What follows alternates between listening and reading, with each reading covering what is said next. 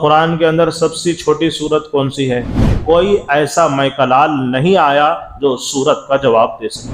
تو اتنی چھوٹی صورت میں اللہ نے عربی کا سمندر رکھ دیا ہے۔ سب سے پہلا حق یہ ہے قرآن پاک کا، قرآن کے خلاف کھڑے ہونے والے آدمی آتے رہیں گے۔ بچہ میرا جوان ہو گیا لیکن میری بات نہیں سنتا، اگر ہمارا مذہب صحیح ہوا تو محمد تم جو ہے غلط راستے پر ہو۔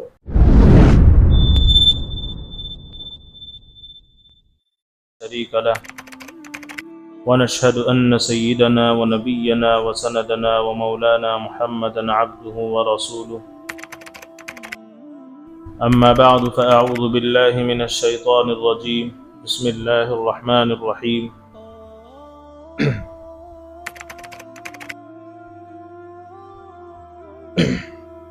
فاسألوا أهل الذكر إن كنتم لا تعلمون، وقال في مقام آخر إنا نحن نزلنا الذكر وإنا له لحافظون، صدق اللہ العظیم۔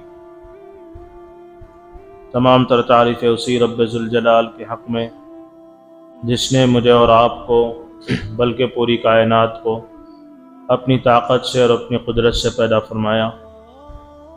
اس کے بعد درود و سلام ہو میرے اور آپ کے آقا تاجدار مدینہ سرور کونین جناب محمد الرسول اللہ صلی اللہ علیہ وسلم کی ذات مقدسہ پر، جن کے صدقے میں اللہ رب العزت نے پوری کائنات کو بنایا۔ گزشتہ جمعہ تفسیر سے متعلق یعنی قرآن پاک سے متعلق کچھ باتیں آپ لوگوں کی خدمت میں رکھی گئی، اور وہ بہت ہی اہم باتیں تھیں کہ قرآن پاک کتنے پاروں پر مشتمل ہے اور اس کے اندر کتنی صورتیں ہیں، اور کتنی صورتوں کے شروع میں بسم اللہ آیا ہے، وہ کون سی صورت ہے جس کے شروع میں بسم اللہ نہیں ہے، اور اسی طرح پورے قرآن کے اندر کتنے سجدے ہیں، اور مکی صورتیں کتنی ہیں، یعنی مکے میں اللہ کے نبی صلی اللہ علیہ وسلم پر کتنی صورتیں نازل ہوئی، اور اسی طرح مدنی صورتیں کتنی ہیں یعنی جو مدینے میں نازل ہوئی۔ تو اس طرح کی بہت ساری باتیں آپ لوگوں کی خدمت میں گزشتہ جمعہ قرآن پاک کے تعلق سے رکھی گئی۔ تو آج میرے عزیز دوستو اسی قرآن پاک کی تفسیر سے متعلق چند باتیں رکھنا ہے۔ سب سے پہلی بات یہ ہے، جیسا کہ گزشتہ جمعہ آپ لوگوں کی خدمت میں یہ بات رکھی گئی کہ قرآن پاک کے اندر 114 صورتیں ہیں پورے قرآن کے اندر، تو اس میں سب سے بڑی صورت کون سی ہے، سب سے لمبی صورت کون سی ہے، اور سب سے چھوٹی صورت کون سی ہے؟ تو سب سے بڑی صورت آپ لوگوں کو تمام لوگوں کو معلوم ہے سورہ بقرہ ہے، جو الف لام میم سے شروع ہو رہی ہے اور پارے نمبر 3 کے آدھے سے پہلے میں ختم ہو رہی ہے، یعنی 2 پارے مکمل، تیسرا پارا پو پارا ہونے کے بعد آدھا پارا ٹچ ہونے سے پہلے وہ صورت ختم ہو رہی ہے۔ تو یہ بہت لمبی صورت ہے۔ اللہ رب العزت نے اس کو ایک نام دیے ہیں سورہ بقرہ۔ بقرہ کے کیا معنی ہیں؟ بقرہ کے کیا معنی ہیں؟ ہم نے اپنے بچپن سے سورہ بقرہ سورہ بقرہ سورہ بقرہ سنتے آ رہے ہیں، تو اس کے کیا معنی ہیں، اس کی کیا میننگ ہے؟ بقرہ کے معنی ہیں، یہ عربی ورڈز ہے اس لیے کہ پورا قرآن عربی میں نازل ہوا ہے۔ تو بقرہ عربی میں گائے کے ایک بچڑے کو بولتے ہیں، گائے کے ایک بچے کو بولتے ہیں بقرہ۔ بقرہ عید جس کے اندر جانور ذبح کرتے ہیں ہم لوگ، بقرہ عید کیوں کہتے ہیں اس کو؟ اس لیے کہ اس کے اندر جانور ذبح ہوتا ہے۔ بقرہ عید نہیں، بکرے ذبح کرنے کی عید نہیں، اس کے اندر بقرہ بقرۃن کے معنی عربی کے اندر گائے کے آتے ہیں یا پاڑے کے آتے ہیں، یعنی جانور پر اس کا اطلاق ہوتا ہے، جانور کے لیے وہ لفظ بولا جاتا ہے۔ اس لیے بقرہ عید کو بقرہ عید کہتے ہیں، جس کے اندر ہم لوگ جو ہے اللہ کے لیے اپنا جانور لا کر ذبح کرتے ہیں اپنے پیسوں سے۔ تو اللہ نے قرآن میں سب سے ترتیب کے اعتبار سے جو دوسری صورت ہے سورہ بقرہ، اس کا معنی یہی ہے کہ گائے۔ تو اس لیے اس کو کس لیے چنا گیا، گائے کا لفظ کیوں بتایا گیا، سورت کا نام کیوں رکھا گیا؟ تو علماء لکھتے ہیں بلکہ آگے آیتوں میں بھی اس کا تذکرہ ہے۔ اس صورت کے اندر ایک واقعہ ہے، اس صورت کے اندر بنی اسرائیل کا ایک واقعہ موجود ہے جو گائے سے تعلق رکھتا ہے۔ وہ لمبا واقعہ ہے، انشاءاللہ جب ہم وہاں پہنچیں گے تفسیر سے متعلق جب ہم آگے بڑھیں گے تو انشاءاللہ آپ کو اس کا واقعہ مکمل سنایا جائے گا۔ تو میں یہ بتا رہا ہوں کہ اللہ رب العزت پورے قرآن کے اندر 114 صورتیں نازل فرمائی۔ سب سے بڑی صورت جو سب سے لمبی صورت ہے وہ سورہ بقرہ ہے۔ اور قرآن کے اندر سب سے چھوٹی صورت کون سی ہے؟ وہ بھی آپ لوگوں کو معلوم ہے، سورہ کوثر ہے۔ انا اعطیناک الکوثر فصل لربک وانحر ان شانئک هو الابتر۔ یہ سب سے چھوٹی صورت ہے۔ کتابوں میں ہمیں یہ بات ملتی ہے جب اللہ کے نبی صلی اللہ علیہ وسلم پر قرآن اتارا جا رہا تھا تو کفار یہ کہہ رہے تھے کہ یہ محمد بنا کر لے کر آ رہے ہیں، محمد کسی کے پاس جا رہے ہیں اور کچھ عربی کے الفاظ بنا کر ہمارے سامنے پیش کر رہے ہیں۔ اس طرح کی باتیں، بہت ساری باتیں اس زمانے میں پھیل چکی تھی۔ تو جب یہ صورت نازل ہوئی تو اللہ کے نبی صلی اللہ علیہ وسلم نے یہ صورت صحابہ سے کہا کہ یہ صورت ایک چمڑے پر لکھ دو، اور لکھ کر جو ہے وہ چمڑا جو ہے خانہ کعبہ پر لٹکا دو، جس کو ہم کعبہ کہتے ہیں، خانہ کعبہ پر لٹکا دو۔ اگر کوئی آدمی یہ کہہ رہا ہے کہ یہ مخلوق کا کلام ہے، یہ محمد بنا کر لے کر آ رہے ہیں، یہ کوئی آدمی کا کلام ہے، یہ کسی آدمی کا کلام ہے، تو اس کے لیے کھلا چیلنج ہے، یہ سب سے چھوٹی صورت ہے، اس طرح کی ایک صورت صحیح بنا کر لے کر آئے۔ کتابوں میں لکھا ہے یہ صورت صحابہ اللہ کے نبی صلی اللہ علیہ وسلم کے حکم سے وہ صورت کو لکھے، چمڑے پر لکھنے کے بعد اس صورت کو خانہ کعبہ پر لٹکا دیا گیا۔ یہ اعلان تھا تمام کفار کو، اگر تم اپنے بات میں سچے ہو، یہ کلام تم محمد کا سمجھتے ہو، تو اس جیسی صورت تم بھی پیدا کر سکتے ہو، اس جیسی آیت تم بھی لے کر آ سکتے ہو، لہذا یہ تمہارے لیے کھلا چیلنج ہے، تم بھی اس جیسا کلام پیش کرو۔ علماء لکھتے ہیں کتابوں میں یہ بات موجود ہے، ایک عرصہ دراز تک وہ آیتیں، وہ صورت جو ہے خانہ کعبہ پر لٹکی رہی، کوئی ایسا میکلال نہیں آیا جو صورت کا جواب دے سکے، اس لیے کہ یہ جو صورت ہے یہ محمد کی صورت نہیں ہے، یہ اللہ کی ذات سے نکلا ہوا کلام ہے۔ یہ قرآن اللہ کا کلام ہے، یہ اللہ کی ذات سے نکلا ہوا کلام ہے، کوئی آدمی اس کو بنایا نہیں ہے، یہ زمین پر رہنے والا کوئی آدمی اس کو بنانے والا نہیں ہے، بلکہ آسمانوں سے یہ بن کر آیا ہے، بلکہ اللہ کی ذات سے نکلا ہوا ہے۔ یہ کھلا چیلنج تھا کفار کے لیے۔ کتاب میں یہ بات لکھی ہے کہ صحابہ جب اس کو خانہ کعبہ پر لٹکا دیے تو عرصہ دراز تک کوئی آدمی، کوئی کفار، کوئی مشرک جو قرآن کے خلاف کھڑا ہوا تھا، ایک آیت بھی پیش نہیں کر سکا، ایک آیت بھی، ایک چھوٹی صورت بھی بنا کر نہیں لا سکا۔ آخر میں وہ جو چمڑے پر لکھا ہوا تھا اس کو دیمک نے کھا کر خالی کر دیا، یعنی اس کو اپنی جگہ سے ختم کر دیا، لیکن وہ چیلنج قبول کرنے والا نہیں۔ تو علماء کہتے ہیں آج بھی جو آدمی قرآن کو اللہ کا کلام نہیں کہتا، اس کے لیے میدان کھلا ہے، وہ آئے اس جیسا کلام پیش کر کے دکھائے، اس جیسی آیتیں پیش کر کے دکھائے، اس جیسی عربی پیش کر کے دکھائے، اس لیے کہ کوئی آدمی آج تک آیا نہیں ہے اور قیامت آ جائے گی لیکن اس جیسا کلام کوئی آدمی پیش نہیں کر سکتا۔ یہ قرآن یہ انسانی کلام نہیں ہے، یہ خدائی کلام ہے، یہ اللہ کی ذات سے نکلا ہوا ہے۔ تو سب سے چھوٹی آیت قرآن پاک کی چھوٹی صورت سورہ کوثر ہے، انا اعطیناک الکوثر۔ اب اس کے اندر تھوڑا غور کریں، سورہ کوثر کے اندر بہت چھوٹی آیت ہے، ہم لوگوں کو یاد ہے، اللہ رب العزت نے اس کے اندر سب سے پہلی آیت انا اعطیناک الکوثر، آخر میں کون سا حرف ہے؟ کوثر، را ہے، کیا ہے؟ را ہے۔ دوسری آیت پڑھیے فصل لربک وانحر، کیا ہے؟ را ہے۔ تیسری آیت پڑھیے ان شانئک هو الابتر، کیا ہے؟ را ہے۔ ایسا کوئی آدمی بنا سکتا ہے؟ معنی کے اعتبار سے، اس کے الفاظ کے اعتبار سے، اس کو جو ہے سیاق و سباق کے اعتبار سے، اس کی تشریح کے اعتبار سے اس کو سجانے کے اعتبار سے اتنی چھوٹی صورت جو ایک انگلی میں آ سکتی ہے اگر لکھنا چاہے، تو اتنی چھوٹی صورت میں اللہ نے عربی کا سمندر رکھ دیا ہے، عربی کا سمندر رکھ دیا ہے۔ تو میرے عزیز دوستو، یہ جو قرآن ہے، یہ جو کتاب ہے، یہ صورتیں ہیں، یہ اللہ کی طرف سے امت محمدیہ کو نبی پاک صلی اللہ علیہ وسلم سے دیا گیا ایک بڑا معجزہ ہے، اللہ کے نبی سے دیا گیا ایک بہت بڑا معجزہ ہے۔ تو اس کے اندر بہت ساری ایسی باتیں ہیں اس صورت کے اندر۔ انشاءاللہ میرا ارادہ یہی ہے کہ جو صورتیں ہم نماز میں پڑھتے ہیں اسی صورتوں سے ہماری تفسیر شروع ہو، تاکہ ہمارے نمازوں میں جان پیدا ہو، تاکہ ہماری نمازوں میں جو ہے معلوم ہو کہ ہم کیا پڑھ رہے ہیں۔ ہم یہ نہیں کریں گے کہ الف لام میم سے شروع کریں گے، ایسا نہیں، اس لیے کہ بہت سارے لوگ الف لام میم نہیں پڑھتے ہیں نماز میں، اس لیے کہ الگ سے نماز پڑھتے ہیں یا جماعت کے ساتھ بھی پڑھتے ہیں تو چھوٹے سورے پڑھاتے ہیں یا پڑھتے ہیں ہم نماز میں۔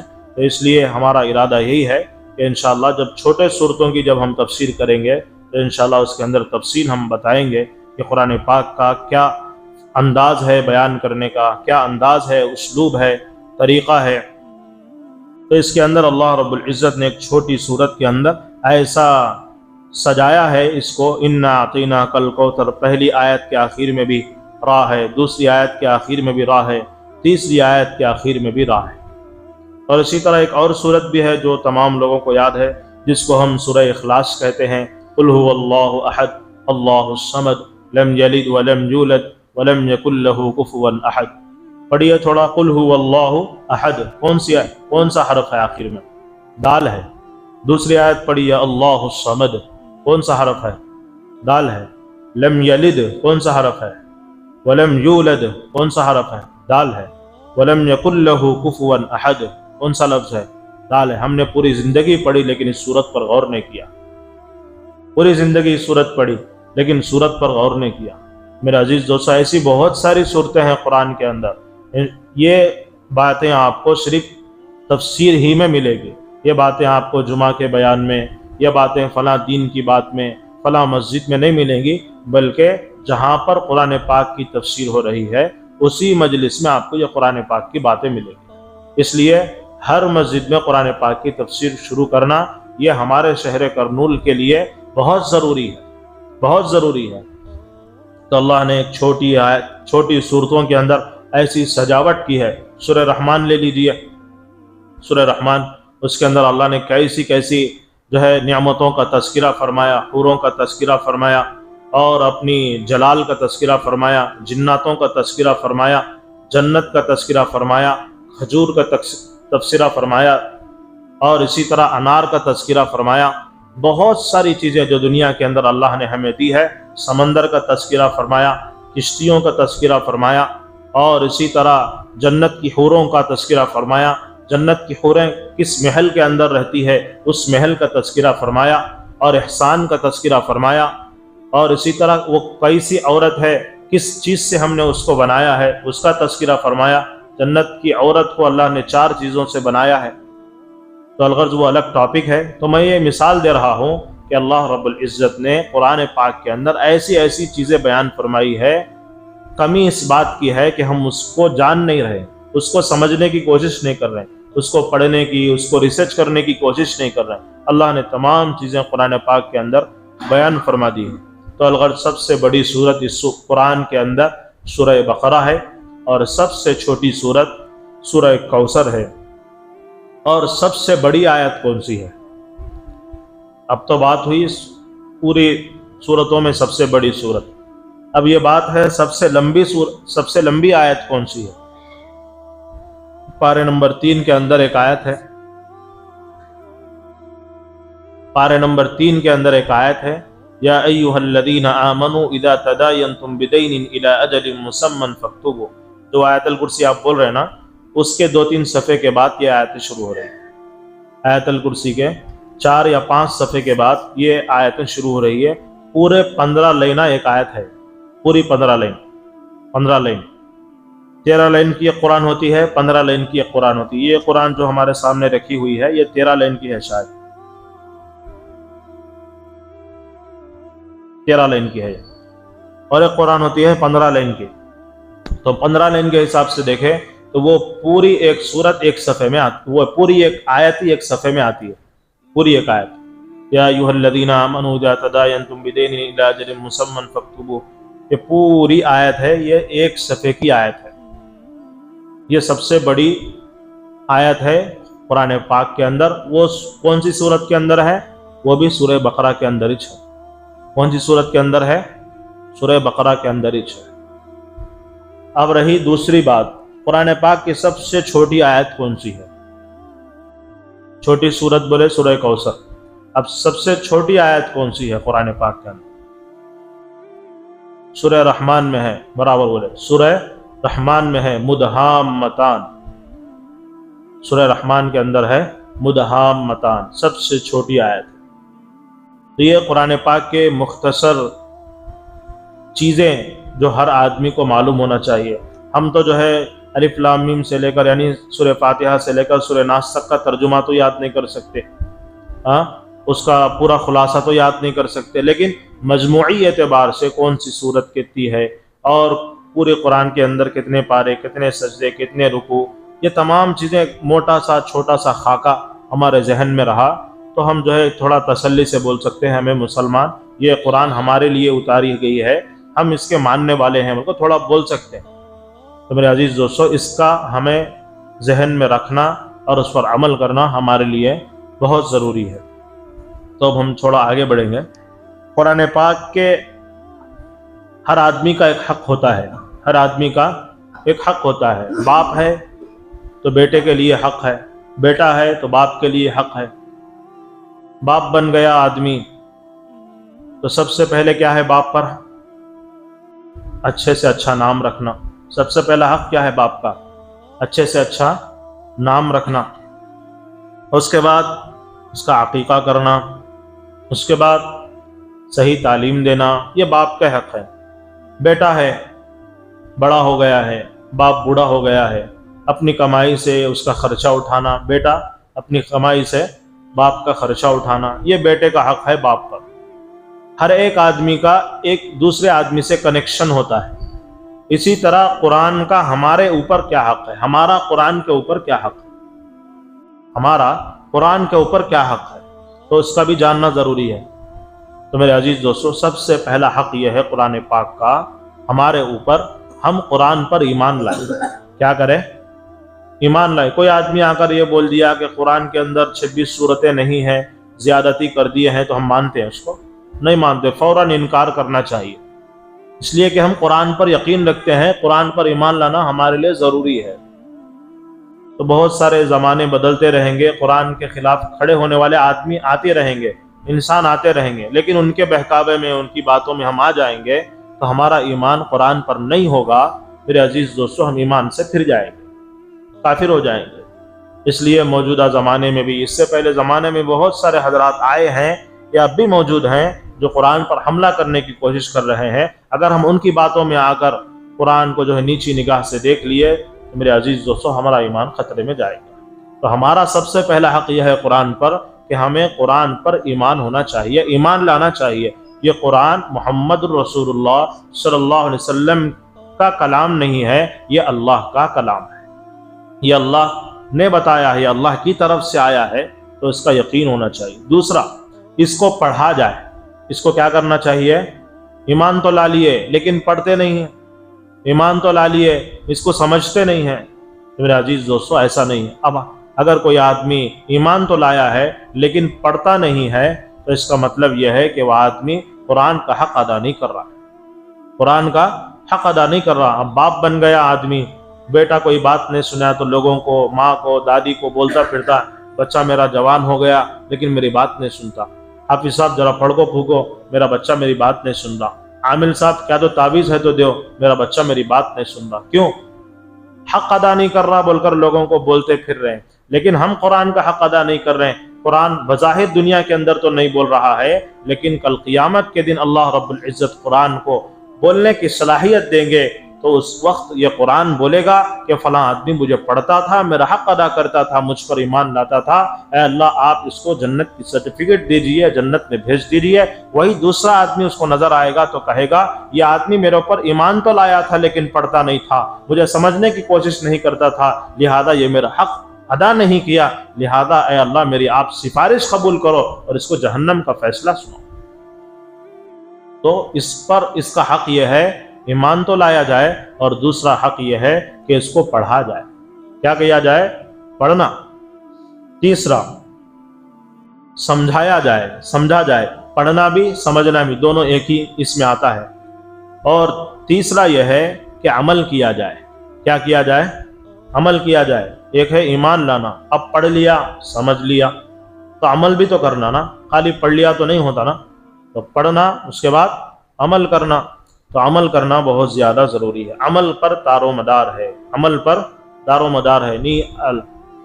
سورہ بخاری شریف کی سب سے پہلی حدیث انما الاعمال بالنیات، اعمال کا جو دار و مدار ہے وہ نیتوں پر ہے۔ نیت صحیح ہوگی تو عمل صحیح ہوگا۔ اس کے اندر دو چیزیں بتائی گئی، ایک نیت بتائی گئی ہے، ایک عمل بتایا گیا ہے۔ تو میرے عزیز دوستو عمل کیا جائے، اور اس کے بعد سامنے یعنی آگے پہنچانے کی نیت ہونا۔ اس کو پڑھا ہے، عمل بھی کر رہا ہے لیکن آگے نہیں پہنچا رہا، یعنی آگے لوگوں کو سکھا نہیں رہا ہے۔ تو میرے عزیز دوستو یہ بھی حق ہے کہ قرآن پاک کا قرآن لوگوں کو سکھایا جائے، قرآن لوگوں کو پڑھایا جائے، قرآن کی تعلیم لوگوں کو دی جائے، قرآن کی تعلیم لوگوں کو دیا جائے۔ صرف پڑھ لیے خاموش ہو گئے نہیں، بلکہ قرآن کی تعلیم بھی دینا ضروری ہے۔ اس لیے کہ حدیث پاک کے اندر اللہ کے نبی صلی اللہ علیہ وسلم نے صاف ارشاد فرمایا خیرکم من تعلم القرآن وعلمہ، بہترین آدمی وہ ہے تمہارے میں سے، پوری دنیا میں سے بہترین آدمی وہ ہے جو قرآن کو پڑھے اور قرآن کو سکھائے، قرآن کا علم حاصل کرے اور دوسروں کو قرآن کا علم سکھائے، وہی آدمی دنیا کے اندر بہترین آدمی ہے۔ اس لیے آگے بھی اس کو پہنچانا چاہیے، یعنی آگے لوگوں کو سکھانا چاہیے۔ اس کے بعد خاندان میں، شہر میں، قبیلے میں، محلے میں قرآن کو نافذ کرنا چاہیے، یعنی قرآن جس شعبے کو بتا رہا ہے اس شعبے کا دین ہمارے پاس موجود ہو۔ صرف گھر میں موجود ہے، صرف مسجد میں موجود ہے، محلے میں نہیں ہے، ایسا نہیں ہے، بلکہ محلے میں بھی قرآن پاک کے شعبوں کا علم ہونا چاہیے، اس کو نافذ کرنا چاہیے۔ مسجد میں بھی وہ کام ہونا چاہیے، محلے میں کے گلیوں میں، گھروں میں، بازاروں میں، چبوتروں میں، جہاں جہاں ہم رہتے ہیں وہاں پر بھی قرآن کے شعبوں پر عمل ہونا چاہیے۔ ایک مخصوص وقت کے لیے مسلمان بن جانا، ایک مخصوص اوقات کے لیے اپنے آپ کو مسلمان ظاہر کرنا، جیسے جمعہ کے لیے ہم مخصوص بن جاتے ہیں، جمعہ کی نماز کے لیے مسلمان بن جاتے ہیں، اور اسی جمعہ کے دن عصر میں غائب ہو جاتے ہیں، اسی جمعہ کی مغرب میں ہم غائب ہو جاتے ہیں، اسی جمعہ کی عشاء میں ہم غائب ہو جاتے ہیں۔ تو میرے عزیز دوستو ایسا نہیں، بلکہ ہر وقت ہر جگہ قرآن پاک کو نافذ کیا جائے، قرآن پاک کے عمل کو لازم پکڑا جائے، تب جا کر ہم قرآن پاک کا حق ادا کرنے والے ہوں گے۔ اگر ہم یہ حق ادا نہیں کریں گے میرے عزیز دوستو، کل قیامت کے دن یہ قرآن پاک ہمیں جہنم میں لے کر چلے جائے گا، یعنی اس کی سفارش اللہ قبول کر لیں گے، اس کی سفارش قبول کر لیں گے۔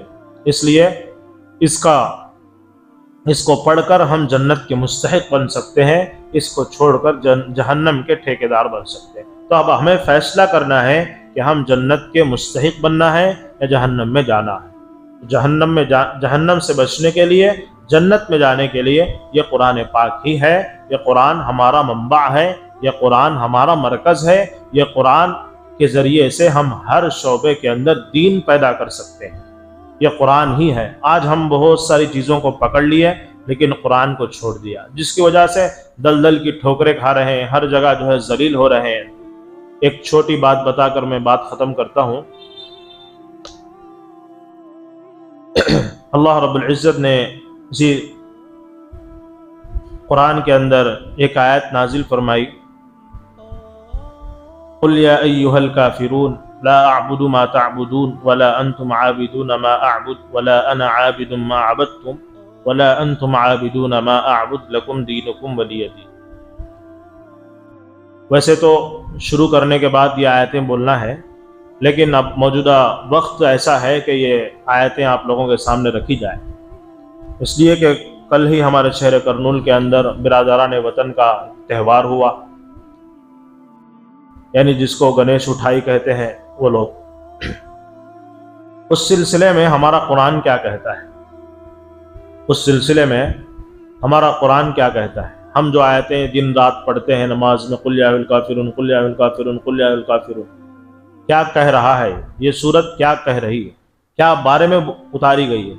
اس کا ترجمہ یہ ہے، اے نبی جی آپ کہہ دیجئے کافروں سے، قل یا ایھا الکافرون لا اعبد ما تعبدون، میں عبادت نہیں کرتا اس کی جس کی تم پوجا کرتے ہو۔ لا اعبد ما تعبدون، میں عبادت نہیں کرتا اس کی جس کی تم پوجا کرتے ہو۔ ہم یہاں عبادت کرتے ہو نہیں بولتے ہم لوگ، اس لیے کہ عبادت صرف ایک ہی ذات کی ہوتی ہے، وہ اللہ کی ہے۔ اللہ کی ذات کے علاوہ کسی کے سامنے ماتھا ٹیکا جا رہا ہے، اس سے مرادیں مانگی جا رہی ہے، تو ہم اس کو عبادت کا لفظ نہیں بولیں گے، ہم اس کو پوجا کہیں گے، ہم اس کو عبادت کا لفظ استعمال لیں گے۔ عبادت صرف اللہ کی ہے، عبادت صرف اللہ کی ہے، اس لیے اس کا ترجمہ ایسے کر رہا ہوں میں، لا اعبد ما تعبدون، میں اس کی عبادت نہیں کرتا جس کی تم پوجا کرتے۔ تو آگے اللہ نے قرآن پاک کی آیتیں نازل فرمائی، تو اس کا مختصر ترجمہ بول کر میں بات ختم کرتا ہوں۔ اے نبی جی آپ کافروں سے کہہ دیجئے، لا اعبد ما تعبدون، میں عبادت نہیں کرتا اس کی جس کی تم پوجا کرتے ہو، ولا انتم عابدون ما اعبد، اور نہ ہی تم عبادت کرو گے جس کی میں عبادت کرتا ہوں، یعنی اللہ کی، ولا انا عابد ما عبدتم، اور نہ ہی تم عبادت کرو گے جس کی میں عبادت کرتا ہوں، یعنی اللہ کی عبادت، ولا انتم عابدون ما اعبد۔ دو آیتیں ایک ہی دو مرتبہ آئی ہے اس کے اندر، اس کا بھی میں جواب دوں گا کہ دو مرتبہ کیوں آیا ہے۔ ولا انتم عابدون ما اعبد لکم دینکم ولی دین، تمہارا دین تمہارے ساتھ، ہمارا دین ہمارے ساتھ۔ یہ بولنے کی کیا ضرورت پڑی اللہ کو کافروں کا لفظ لے کر، میں تمہارے چیزوں کی عبادت نہیں کرتا، اللہ کے نبی سے بولنے کیوں لگا رہے؟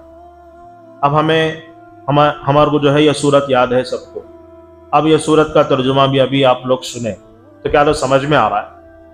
نہیں سمجھ میں آتا، کئی اس کے پیچھے واقعات رہتے ہیں۔ ایک آیت اتری بولے تو اس کے پیچھے پس منظر رہتا ہے، اس کو ہم شان نزول بولتے ہیں۔ کیا بولتے ہیں؟ شان نزول بولتے ہیں۔ تو وہ جب تک ہم پڑھیں گے نہیں، وہ سنیں گے نہیں، یہ آیتوں کا ترجمہ دماغ میں بیٹھتا نہیں، سمجھ میں نہیں آتا۔ اسی لیے بولے یہ قرآن جو ہے مرکز ہے، یہ قرآن منبع ہے۔ اسی لیے حضرت امام غزالی علیہ الرحمہ نے کہا یہ قرآن اتنا آسان ہے کہ 8 سال کے بچے کے اندر سما جاتا ہے، یہ قرآن اتنا مشکل ہے کہ 1400 سال سے علماء، مفسرین، محدثین اور اس کی تشریح کرنے والے اس کے سمندر میں غوطہ لگا رہے ہیں، لیکن اس کے تہ تک نہیں پہنچ سکا آج تک کوئی آدمی۔ یہ وہ قرآن ہے۔ تو اس کو سمجھنے کے لیے ایک واقعہ اس کے پیچھے ہے، ایک واقعہ اس کے پیچھے ہے۔ واقعہ یہ ہے، اللہ کے نبی صلی اللہ علیہ وسلم جب کلمے کی دعوت دے رہے تھے مکے کے اندر، بہت سارے حضرات آہستہ آہستہ ایمان کی طرف آ رہے تھے، صحابہ ایمان کی طرف آ رہے تھے۔ ان کی روزانہ میٹنگیں ہوتی تھی کفار کی ایک جگہ میں۔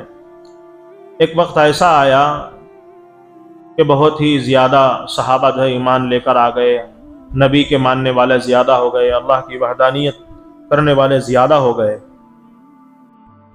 تو انہوں نے ایک میٹنگ کی، میٹنگ کے اندر یہ بات طے کی، کفار نے میٹنگ کی، تمام سرداروں کو بلا کر میٹنگ کی کہ ہم یہ کام یہ کریں گے کہ ہم محمد کے پاس جائیں گے صلی اللہ علیہ وسلم، جا کر ہم 2 باتیں ان کے سامنے رکھیں گے۔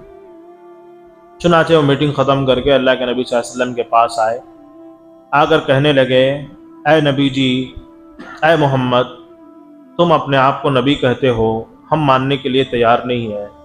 تم ایک اللہ کی طرف بلاتے ہو، ہم ماننے کے لیے تیار نہیں ہیں۔ ہم لات و عزا کو مانتے ہیں، ہم 360 بتوں کو مانتے ہیں، بارش کا بت الگ ہے ہمارے پاس، اور اسی طرح کھانا دینے والا الگ ہے ہمارے پاس، مشکل کشا الگ ہے، اولاد دینے والا الگ ہے، ایک ایک دن کے حساب سے ہم ایک ایک دن کی پوجا کرتے ہیں۔ ہم ایک اللہ کی کیسی عبادت کریں؟ ہمارے آبا و اجداد تمام جو ہے ہمارے آبا و اجداد جو ہے ایک اللہ کو ماننے والے نہیں تھے، ہم ہمارے آبا و اجداد کے دین کو چھوڑ کر کیسے آ جائیں؟ یہ لمبی گفتگو اللہ کے نبی صلی اللہ علیہ وسلم سے ہوئی۔ اس کے بعد انہوں نے کہا دیکھیے مکے شہر کے اندر دو مذہب ہو گئے ہیں اب، ایک تو ہمارا مذہب یعنی لات و عزا کا جس کی ہم پوجا کرتے ہیں، دوسرا آپ کا جو ایک اللہ کی طرف آپ دعوت دیتے ہیں۔ شہر کے اندر دو مذاہب ہو گئے ہیں، دو مذہب کے ماننے والے ہو گئے ہیں۔ ہو سکتا ہے ہمارا مذہب صحیح ہو، اگر ہمارا مذہب صحیح ہوا تو محمد تم جو ہے غلط راستے پر ہو۔ وہ سمجھانے لگے اللہ کے نبی کو، اگر تمہارا مذہب صحیح ہے تو ہم غلط راستے پر ہیں، تمہارا مذہب صحیح ہے تو ہم غلط راستے پر ہیں، لہٰذا ہم ایک پلان لے کر آپ کے سامنے آئے ہیں، چند دنوں تک، چند مدتوں تک ہم آپ کے خدا کی عبادت کریں گے، آپ کی نماز ہم پڑھیں گے، آپ کلمہ ہم پڑھیں گے۔ جب وہ مدت ختم ہو جائے گی، وہ رجسٹر، وہ جو ہم معاہدہ کریں گے، جو لکھا پٹی ہم کریں گے، سائن کریں گے، انگوٹھا دبائیں گے، وہ جب ختم ہو جائے گا، اس کا وقت ختم ہو جائے گا، تو آپ جو ہے ایک مدت کے لیے اپنے اللہ کو چھوڑ کر، اپنی وحدانیت چھوڑ کر، اپنی نبی کا، اپنی رسالت کے باتوں کو چھوڑ کر آپ ہمارے لات و عزا کے سامنے سر جھکائے، آپ ہمارے پاس آ جائیں ایک زمانے تک۔ حضرت عبداللہ ابن عباس رضی اللہ عنہما راوی حدیث ہے، فرماتے ہیں وہ مدت 1 سال کی تھی۔ کتنے تھی؟ 1 سال۔ ایسا کرو کہ 1 سال ہم بھی آپ کے خدا کو مانیں گے، ایک مانیں گے، ہم آپ کی نماز پڑھیں گے، ہم آپ کا قرآن پڑھیں گے، ہم روزہ رکھیں گے 1 سال تک۔ جب 1 سال مکمل ہو جائے گا، اب دوسرا سال، اب ہماری باری، تم ہمارے دین کے اندر آ جاؤ، لات و عزا کی پوجا کرو، مورتیوں کی کیا کرو؟ پوجا کرو۔ تو اللہ کے نبی صلی اللہ علیہ وسلم خاموش بیٹھے، اس لیے کہ اللہ کے نبی صلی اللہ علیہ وسلم کوئی بات اپنی طرف سے نہیں بولتے تھے۔ وما ينطق عن الهوى ان هو الا وحی یوحى، جو بھی اللہ کے نبی بولتے وحی کے ذریعے سے بولتے، چاہے وہ ہنسی میں ہو، چاہے مذاق میں ہو، چاہے غصے میں ہو، چاہے گھر میں ہو، چاہے مسجد میں ہو، چاہے بازار میں ہو، اللہ کے نبی صلی اللہ علیہ وسلم جب بھی بولتے وہ اللہ کی طرف سے بولتے، اللہ کی طرف سے بولتے۔ تو اللہ کے نبی صلی اللہ علیہ وسلم خاموش رہے، تو حضرت جبرائیل علیہ السلام یہ پوری صورت لے کر آئے، کہا قل یا ایھا الکافرون، اے نبی جی ان کافروں سے کہہ دو۔ اب سمجھ میں آئے گا اس کا معنی، اب سمجھ میں آئے گا اس کا کیا ہے، اصل کیا ہے۔ یہ کئی کو اتری بولنے کا، اس کے پیچھے یہ واقعہ ہے۔ اے نبی جی آپ کہہ دو کافروں سے، لا اعبد ما تعبدون، میں عبادت نہیں کرتا جس کی تم پوجا کرتے ہو، جس کی تم ایک وقت کے لیے بھی، ایک لمحے کے لیے بھی، ایک سیکنڈ کے لیے بھی میں ہرگز تمہارے معبودوں کی پوجا نہیں کرتا، تمہاری مورتیوں کی، تمہارے پتھروں کی، تمہارے خوبصورت پتھروں کی ہم پوجا نہیں کرتے۔ تو اللہ نے صاف انکار کروایا نبی کی زبان سے یہ الفاظ ادا کرتے ہیں، وَلَا أَنْتُمْ عَابِدُونَ مَا أَعْبُدُ، اور اس پلان کا بھی رد کیا، اس پلان کا بھی تدارک کیا، کہا تو دوسری بات جو تم نے ہمارے سامنے پیش کی، ہم تمہارے ایک اکیلے اللہ کو مانیں گے، تو اللہ نے اس کا بھی جواب دیا، وَلَا أَنْتُمْ عَابِدُونَ مَا أَعْبُدُ، تم اس کی عبادت نہیں کر سکتے جس کی میں عبادت کر رہا ہوں۔ یعنی 1 سال گزرنے کے بعد بھی یہ گارنٹی نہیں ہے کہ تم ہمارے اللہ کو مان سکو، یہ صرف تمہارا ایک بہکاوا ہے۔ تو اللہ نے اس کا بھی صفایا کر دیا، اس کا بھی جواب دے دیا۔ تو اللہ کے نبی نے یہ سورت ان کے سامنے سنا دی، وہ خاموشی کے ساتھ اٹھ کر چلے گئے، اور آخر میں فرمایا لکم دینکم ولی دین، تمہارا دین تمہارے ساتھ ہے، ہمارا دین ہمارے ساتھ ہے، ہمارا کام بولنا ہے، ہمارا کام سمجھانا ہے، ہمارا کام حق کیا ہے بتانا ہے، ہمارا کام حلال کیا ہے بتانا ہے، ہمارا کام حرام کیا ہے بتانا ہے۔ ایمان لانا نہیں لانا یہ تمہاری ذمہ داری ہے، اللہ کو ایک ماننا نہیں ماننا یہ تمہاری ذمہ داری ہے۔ اس لیے اللہ نے فرمایا لکم دینکم، تمہارا دین تمہارے ساتھ، ولی دین، میرا دین میرے ساتھ۔ کوشش ہمارے ذمہ ہے لیکن نتیجہ ہمارے ذمہ نہیں ہے۔ ابو طالب کا جب انتقال ہوا، اللہ کے نبی صلی اللہ علیہ وسلم کے چچا کا، آپ نے بارہا وہ حدیث پڑھی ہوگی، منتخب کے اندر، فضائل اعمال کے اندر یہ حدیث لکھی ہوئی ہے۔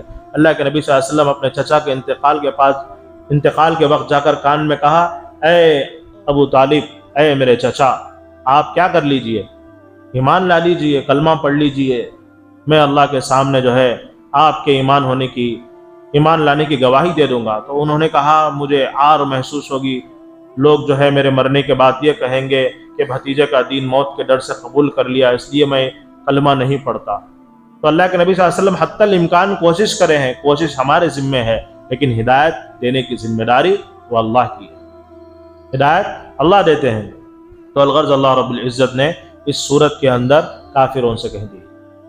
اور ایک بات اس صورت کے حساب سے ایک بات سمجھنے کی یہ ہے، اللہ نے کافر کا لفظ استعمال فرمایا، اللہ نے کافر کا لفظ استعمال فرمایا۔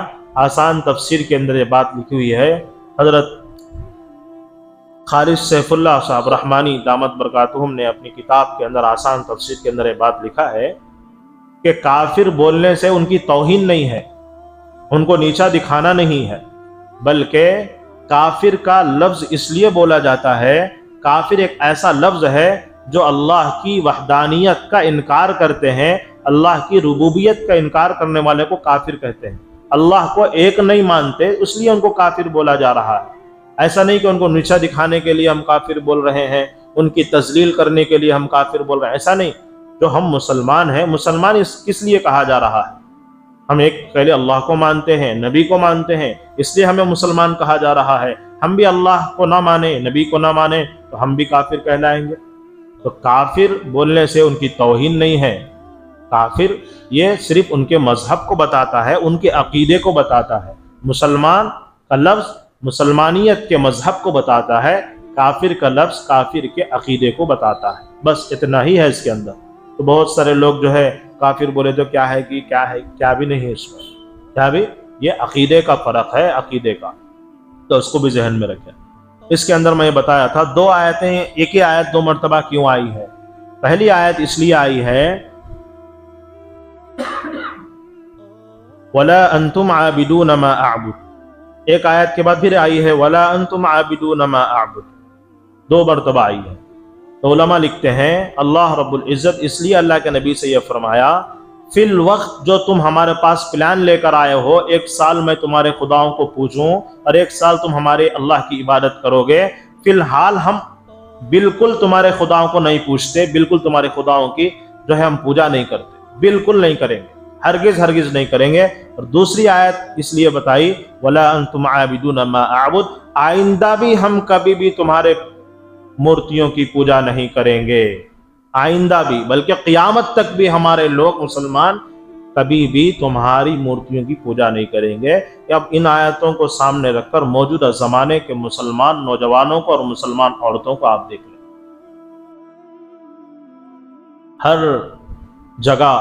ہر جگہ مسلمان عورتیں برقع پہن کر ہے نہیں ہے، آپ کل دیکھے کہ نہیں دیکھے نہیں معلوم، میں تو دیکھا ہوں، ہر جگہ مسلمان عورتیں ریل بنا رہی ہیں، واٹس ایپ میں، فیس بک میں، انسٹاگرام میں، برقع پہنی ہوئی عورتیں۔ کیا یہ صورت ان کو یاد نہیں ہے؟ کیا یہ صورت ان کو معلوم نہیں ہے؟ شرک ہے یہ، شرک۔ ان اللہ لا یغفر ان یشرک بہ ویغفر ما دون ذلک لمن یشاء، اللہ شرک کو کبھی معاف نہیں کرتے، اللہ شرک کو کبھی معاف نہیں کرتے۔ ان سے محبت دکھانے کے لیے ان کے پوجا میں شریک ہونے کی ضرورت نہیں، ان سے محبت ثابت کرنے کے لیے ان کے سامنے جا کر ہاتھ جوڑ کر کھڑے ہونے کی ضرورت نہیں، ان سے محبت کے لیے اپنا جسم کے اوپر برقع پہن کر جا کر کھڑے ہونے کی ضرورت نہیں۔ تو میرے عزیز دوستو، یہ محبت نہیں ہے، یہ محبت نہیں ہے۔ انشاءاللہ کبھی یہ موضوع آئے گا تو انشاءاللہ اس پر میں بات کروں گا، وہ بھی میں اپنی طرف سے بات نہیں کروں گا، بلکہ قرآن پاک کی آیتیں رکھ کر بات کروں، جیسا کہ ابھی یہ صورت آپ لوگوں کے سامنے رکھ کر بات کیا۔ اور بھی بہت ساری چیزیں ہیں اس صورت کے اندر، لیکن ہمارے پاس اب وقت نہیں ہے۔ میں اس لیے یہ صورت کے بارے میں بتایا کہ ابھی ہمارے پاس یہ وقت گزرا ہے، بعد میں بولیں گے تو اتنا سمجھ میں نہیں آئے گا، اب بولیں گے یہ وقت ہے، وہ وقت کے اوپر اگر وہ بات بولیں گے، وہ صورت بولیں گے تو ہمیں جلدی سمجھ میں آتا ہے۔ کتنی نوجوان لڑکیاں ہیں مسلمان گھرانوں کی، ان کے سامنے ناچ رہی ہیں۔ بلکہ میں کرنول کی رپورٹ آپ کے سامنے پیش کروں، بہت ساری گھروں کی عورتیں کو پیسہ دے کر نوجوان لڑکیوں کو بلا کر نچایا گیا ہے۔ یہ امریکہ کی، یورپ کی یہ کارگزاری نہیں ہے، کرنول کی کارگزاری، کرنول یہ 21 سال نہیں ہوا، یہ 10-12 سال سے چل رہا ہے، 10-12 سال سے چل رہا ہے۔ اس لیے میں بولتا ہوں جب یہ گنیش اٹھانے کا دن ہو تو اپنے جو بڑے گھر کے بڑے حضرات ہیں، باپ ہے، بڑا بھائی ہے، دادا ہے، یہ تمام لوگ جو ہے اپنے بچوں کو، پوتروں کو، بڑے بیٹے کو، چھوٹے بیٹے کو، بچیوں کو گھر میں لے کر بیٹھے، آوارہ پھرنے چھوڑ ڈال دیں، انہیں جاگو جو ہے کہاں والے اپنا ایمان بیچتے ہوئے پھرتے۔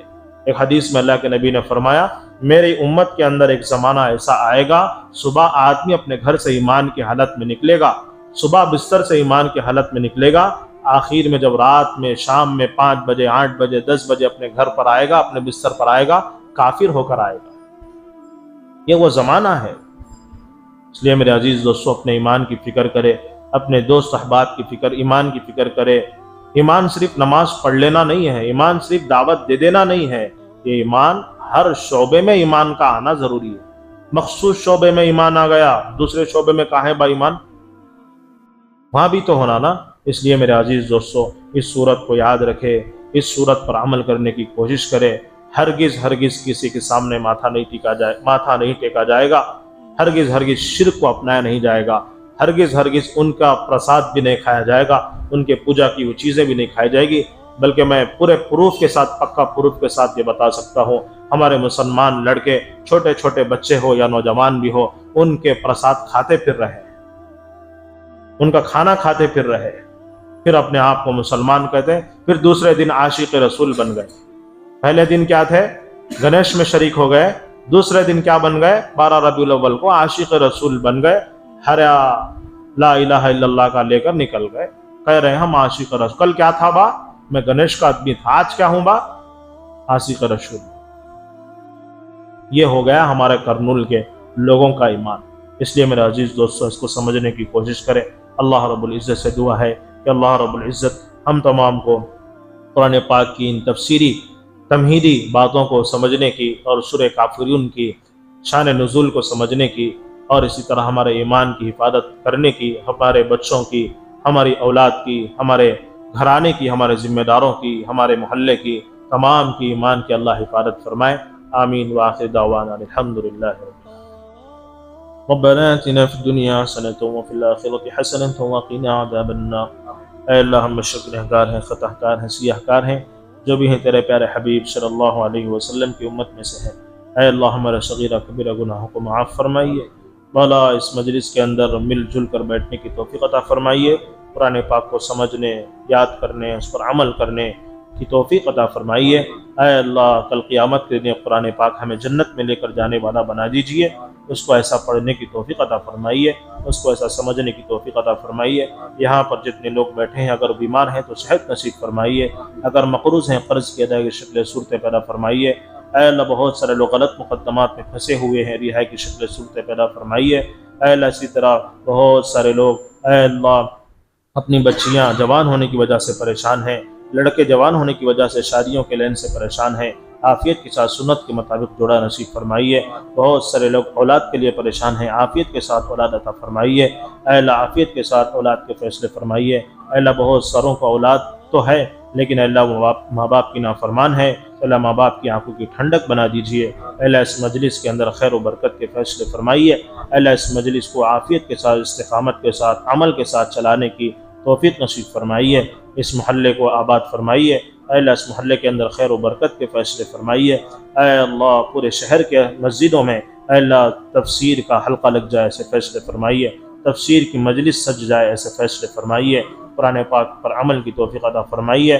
ہر شہر کے ہر گھر کے اندر، ہر ایک گھر کے اندر ایک عالم دین پیدا ہو جائے ایسے فیصلے فرمائیے۔ اب وہ وقت ہے کہ ہر گھر کے اندر ایک عالم پیدا ہو جائے۔ مولا اس خواہش کو، ہماری اس خواہش کو قبول فرما لیجئے، ہر گھر کے اندر ایک عالم پیدا کر دیجئے۔ آمین وآخر دعوانا الحمدللہ رب العالمین۔